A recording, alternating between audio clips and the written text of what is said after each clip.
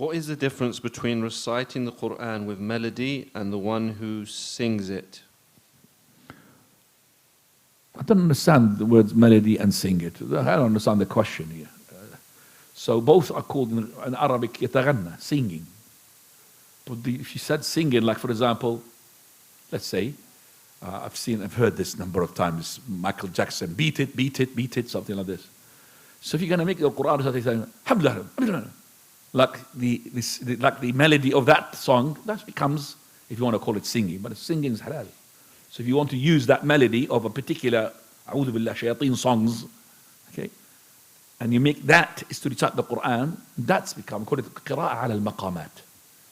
Maqamat means you use, what's maqamat? Da, ra, fa, sol. Do you understand those things? I don't know if you studied them or not. We studied them when we were kids. Sulam al-musiqi, we call it. The musical ladder.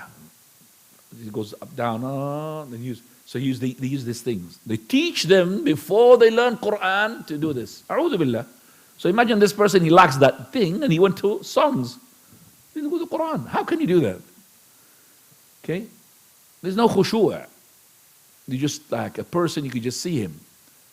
And there is other things which are called tatrib.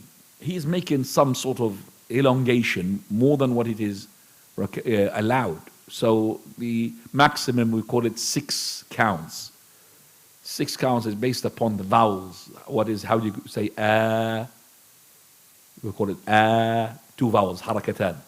So the longest one is 3 times of that, which is the Prophet said 3 alifs. 6. But if you're going to make it that's not allowed. Okay, that's called, if he meant this, it's called tatrib. He made it. He made about 4 or 5 meds in different ways. He made more than 1 alif, if you understand. One more than an alif.